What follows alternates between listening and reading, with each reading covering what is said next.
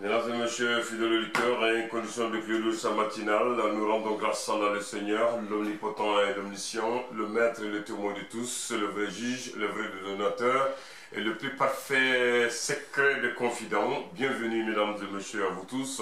Qu'Allah, le Tout-Puissant, veille sur nous, vous musulmans, croyants et pratiquants, nous sommes au bout, presque au bout du mois de Carême. Alors, je prie Allah que vos efforts ne soient pas tout simplement des efforts vains, parce que soyez parmi les vains et les honnêtes jeûneurs. Ne faites pas les semblants comme ceux qui se trompent eux-mêmes. Bienvenue, il est exactement 7 heures en temps universel. Nous sommes aujourd'hui, jeudi 22 juin de l'an 2017. Vous suivez Clédou et l'ensemble de son réseau. Le bonheur est pour moi et le plaisir sera donné à papa de vous adresser les paroles. Il est là, habillé comme le nouveau prince héritier qui a été nommé avant-hier. Et véritablement un saoudien que j'ai ce matin avec sa blancheur de boubou. Et comme on le dit, il est saint, pur et propre ce matin. Alors, le saint papa, bonjour à toi. Bonjour Abdoulaye Wandan, tout le matin, bien inspiré en tout cas aujourd'hui. Le réveil doit certainement être difficile pour les fidèles musulmans qui ont passé toute la soirée dans les lieux de culte à l'occasion de la nuit du destin. Mais pour avoir une agréable journée, papillotez un peu les yeux et suivez la première édition du Clédou Info. Nous sommes ensemble pour une quinzaine de minutes. À la une de l'actualité de ce jeudi, le report s'inédit du référendum constitutionnel prévu pour le 9 juillet. C'est une décision prise lors du Conseil des ministres d'hier mercredi, présidé par le chef de l'État, Ibrahim Boubacar Keïta. Unanimité du Conseil de sécurité pour le déploiement de la force G5 Sahel. Le Conseil de sécurité des Nations Unies a donc fait front commun en obtenant un vote positif des Américains qui se sont montrés jusqu'au bout très réticents à voter une résolution. Emmanuel Macron et Édouard Philippe ont formé hier une nouvelle équipe gouvernementale assez étoffée après la cascade des démissions enregistrées depuis lundi avec 30 membres contre 23 dans l'équipe précédente, une parité stricte, 15 hommes, 15 femmes. Et puis en Centrafrique, le respect de la signature d'un accord prévoyant un cessez-le-feu immédiat entre groupes armés et gouvernements aura été de courte durée. De violents affrontements ont fait une centaine de morts. Puis les djihadistes de l'organisation État islamique ont fait exploser la mosquée Al-Nouri à Mossoul dans le nord de l'Irak, a annoncé l'armée irakienne. C'est là que le chef de l'État islamique avait fait sa seule apparition en 2014. Tu n'as pas de leçon. De 1 à 3. 27e jour du mois de Ramadan, où on vous souhaite la bienvenue dans cette nouvelle session d'information. Je vous l'annonçais à l'instant, initialement prévu pour le 9 juillet 2017, le référendum constitutionnel a été reporté à une date ultérieure. C'est un compte-rendu du Conseil des ministres présidé par le chef de l'État qui l'a annoncé. Ce report fait suite à une saisine de la Cour constitutionnelle d'une requête des députés de l'opposition. Kassim Traoré. Ils sont une vingtaine de députés de l'opposition à introduire une requête au niveau de la Cour constitutionnelle en application de l'article 88 alinéa 2 de la Constitution. Pour ces députés, le projet de loi portant révision de la Constitution du 25 février 1992 qu'il a initié en application des dispositions de la dite Constitution viole l'article 118 de la même Constitution. Dans leur requête qui a été reçue dans sa forme par la Cour constitutionnelle, ils dénoncent la manière dont la révision constitutionnelle a été initiée par le gouvernement. C'est pour cela que le ministre des Droits de l'Homme et de la Réforme de l'État a informé le Conseil des ministres de la saisine de la Cour constitutionnelle d'une requête en date du 16 juillet 2017 aux fins de contrôle de constitutionnalité de la loi numéro 2017-31 ANRM du 2 juin 2017 portant révision de la Constitution du 25 février 1992. En plus de la requête des députés de l'opposition, il y a une nouvelle requête aussi du Parti pour l'indépendance, la démocratie et la solidarité PIDS, sans oublier un groupe de magistrats qui compte aussi déposer une nouvelle requête. En attendant de voir clair avec toutes ces requêtes, le Conseil des ministres, lors de sa session du 21 juin 2017, a décidé du report à une date ultérieure du référendum initialement prévu pour le 9 juillet 2017. On le sait, le référendum constitutionnel a été reporté à une date ultérieure. Néanmoins, les partisans du non réunis au sein de la plateforme anti-Abana touche pas à ma constitution se sont rencontrés hier pour faire le point de la marche du week-end dernier et parler des activités prévues au Mali et à l'extérieur. C'était au cours d'une conférence de presse à la pyramide des souvenirs suivie par Étienne Miari. Cette rupture du jeûne est un moment de bonheur que je voudrais partager avec vous, mes sœurs, mes aînés. Parce que je sais combien celui-ci est important pour vous. Parce que je crois que l'un des rôles à chacune de vous est d'accompagner ce ministère qui célèbre cette année 2017 ses 20 ans dans les temps forts qui ont jalonné son existence. À cet effet, vous me permettez donc de saisir l'occasion qui m'est offerte ce soir pour vous délivrer quelques messages. En vous disant d'abord que le ministère de la promotion de la femme, de l'enfant et de la famille, du moment, je ferai tout pour vous permettre d'apporter à ce département votre expérience, votre savoir-faire et votre engagement pour un secteur où vous avez des années durant donné de votre intelligence et de tout ce que vous pouvez de vous-même. Ma conviction profonde est qu'apaiser notre société passe précisément par une action où la femme malienne jouera un rôle important. Dans ce sens, votre accord serait nécessaire pour faire de vous, avec nous, un lobby de haut niveau pour défendre la cause du genre, de l'enfant et de la famille.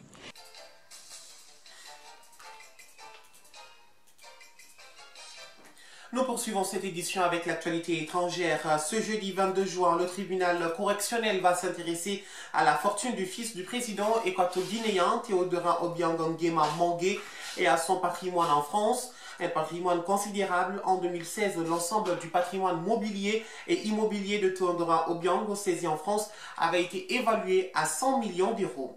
En Centrafrique, des affrontements dans le centre-est du pays ont fait une centaine de morts, selon un nouveau bilan diffusé hier mercredi par le maire de Bria. Ces affrontements entre différents membres du groupe armés proches pour les uns des miliciens anti-Balaka et pour les autres d'une mouvance musulmane du groupe sont parvenus au lendemain de la signature à Rome d'un accord prévoyant un cessez-le-feu immédiat entre groupes armés et gouvernement sous le parrainage de la communauté catholique Saint-Egidio. En Ouganda, donc, se tient aujourd'hui et demain le sommet de la solidarité pour les réfugiés. L'Ouganda fait face à la plus grosse crise des réfugiés d'Afrique. Le pays accueille aujourd'hui 1,2 million de réfugiés venus de 13 pays différents, essentiellement du Soudan du Sud, de la République démocratique du Congo, du Burundi et de la Somalie. Je vous l'annonçais dans les titres, le deuxième gouvernement de la présidence Macron a été dévoilé hier. Après la démission de 4 ministres en 3 jours, ce remaniement post-législatif est plus important que prévu. 4 femmes et un homme sont promus. Ce remaniement promeut donc surtout des femmes, même si un homme, Stéphane Travers, fait son entrée au gouvernement en tant que ministre de l'Agriculture et de l'Alimentation. Ainsi, la juriste Nicole Belloubet a été nommée ministre de la Justice à la place de François Bayrou. Florence Parly est nommée ministre des Armées. Nathalie Loiseau, directrice de l'ENA, a été nommée ministre chargée des Affaires européennes à la place de Marielle de Sarnez. Jacqueline Gourlotte est nommée ministre auprès du ministre de l'Intérieur. Les djihadistes du groupe État islamique ont fait exploser hier le minaret penché emblématiquement de la vieille ville du Mossoul et la mosquée adjacente où leur leader Abdul Bakr Baradi s'est proclamé calife en 2014, a annoncé l'armée irakienne, une information confirmée également par la coalition occidentale mais contestée par les djihadistes. Je vous l'annonçais également, au bout de 15 jours de négociations très difficiles, le Conseil de sécurité a finalement approuvé à l'unanimité le déploiement de la force antiterroriste du G5 Sahel. Ce soutien politique satisfait les membres africains et la France qui portait ce texte, mais reste l'épineuse question du financement sur lequel les Américains restent totalement opposés. Ça sera la prochaine bataille. Et par ailleurs, le Conseil de sécurité de l'ONU entame ce jeudi une visite de 3 jours en Haïti.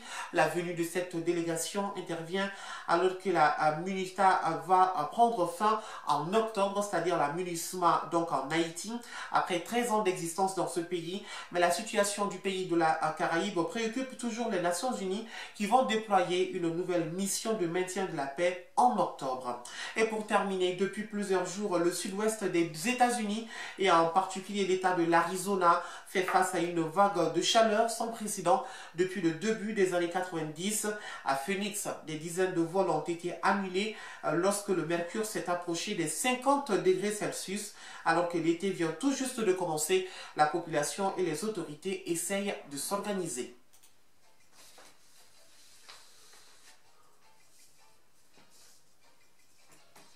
Retour à l'actualité nationale, moment de partage et de communion entre les anciennes ministres de la promotion de la femme, de l'enfant et de la famille. C'était à l'occasion d'une rupture de jeûne collective initiée par l'actuel locataire du département. Une occasion pour Traoré Oumou Touré de demander à ses prédécesseurs de lui apporter de très belles expériences. Nous vous proposons d'écouter Madame le ministre. Cette rupture du jeûne est un moment de bonheur que je voudrais partager avec vous, mes sœurs, mes aînés. Parce que je sais combien celui-ci est important pour vous. Parce que je crois que l'un des rôles à chacune de vous est d'accompagner ce ministère qui célèbre cette année 2017 ses 20 ans dans les temps forts qui ont jalonné son existence. À cet effet, vous me permettez donc de saisir l'occasion qui m'est offerte ce soir pour vous délivrer quelques messages. En vous disant d'abord que le ministère de la promotion de la femme, de l'enfant et de la famille, du moment, je ferai tout pour vous permettre d'apporter à ce département votre expérience, votre savoir-faire et votre engagement pour un secteur où vous avez des années durant donné de votre intelligence et de tout ce que vous pouvez de vous-même. Ma conviction profonde est qu'apaiser notre société passe précisément par une action où la femme malienne jouera un rôle important. Dans ce sens, votre accord serait nécessaire pour faire de vous, avec nous, un lobby de haut niveau pour défendre la cause du genre, de l'enfant et de la famille. À l'instant, Madame le ministre de la promotion de la femme, de l'enfant et de la famille, Traoré Oumou Touré. Elle s'exprimait au micro de Fanta Diakité. C'est presque la fin du mois de Ramadan. Vous le savez, nous sommes déjà dans la dernière ligne droite. À présent, tous les yeux sont rivés sur les préparatifs de la fête de l'Aïd el-Fitr. Eh bien, selon un constat, elle se prépare dans la morosité. Dans les marchés, les clients se font rares. Dans les salons de coiffure et ateliers de couture, ce n'est pas la grande affluence. Bon nombre de Maliens crient à cause de la conjoncture. Certains se rabattent sur la friperie pour avoir des habits pour leurs enfants. C'est ce que nous indique Kassim Traoré. En cette veille de fête de Ramadan, ça travaille moins dans les salons de couture et de coiffure. Selon certains tailleurs, les Maliens aiment attendre les dernières minutes. Cette année, c'est très difficile. À la différence des autres années de veille de Ramadan, c'était l'affluence. Mais aujourd'hui, nous n'avons pas de clients. Il n'y a pas assez de clients. C'est pour cela que nous avons gardé beaucoup de balles que nous ne voulons pas ouvrir pour le moment. Parce que les clients se font rares. Les femmes qui sont très actives pour les fêtes trouvent que la situation de cette année n'est pas facile. L'insécurité ayant augmenté le chômage chez les jeunes a réduit considérablement la bourse des Maliens moyens. Moi, je m'appelle Hassan Traoré. Bon, pour moi, cette année, la célébration de la fête d'été ne sera pas comme l'année passée. Parce que cette année, la vie est très chère. Les gens n'ont pas d'argent pour préparer et faire les dépenses.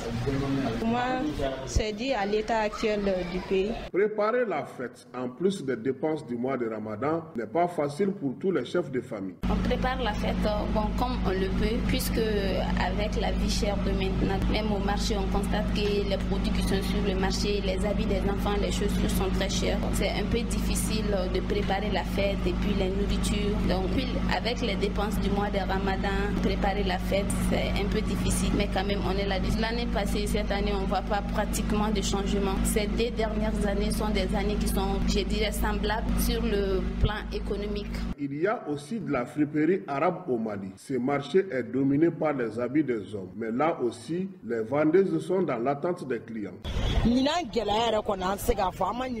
Depuis que nous avons commencé à vendre la friperie arabe, la difficulté de cette année est nulle pareille. Nous n'avons jamais connu une telle difficulté à la veille de Ramadan. Cette année, les clients ne viennent pas, alors que la friperie arabe est moins chère que les autres friperies. Même nos revendeurs pensent que c'est cher. D'autres Bamakois préparent la fête dans la plus grande simplicité, avec des moyens de bord. Mais ils priorisent les habits des enfants et leurs mamans. Si tout va bien, la fête de Ramadan ou Aïd el-Fitr sera célébrée au Mali le dimanche ou le lundi prochain. D'ici là, les préparatifs vont bon train. 7h15 pile, comme annoncé en début de ce journal, et nous sommes pratiquement à la fin de cette édition. Juste le temps de vous rappeler la principale information. Au Mali, le référendum sur la révision de la Constitution n'aura pas lieu le 9 juillet 2017 comme initialement prévu. Le gouvernement malien a décidé de retarder le référendum selon un communiqué gouvernemental qui ne fournit ni la raison ni la nouvelle date du référendum. Et pour vos prévisions météorologiques sur Bamako et environ, retenez tout simplement que le ciel sera nuageux à couvert avec un vent de direction sud-ouest d'intensité faible à modérée. La visibilité sera bonne.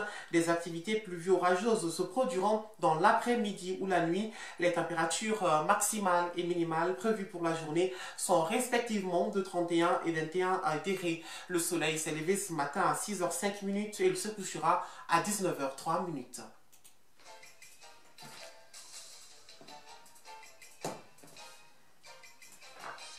Et tout le plaisir était pour Moussa Papaïdara de vous présenter cette édition. La mise en onde a été l'affaire d'Abdoulaye Ondane.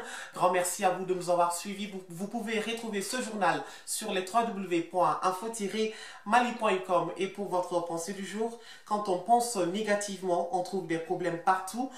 Quand on pense positivement, on trouve des solutions à tout. Mesdames, Messieurs, excellente journée et que le bon Dieu nous accorde les bienfaits du jeûne.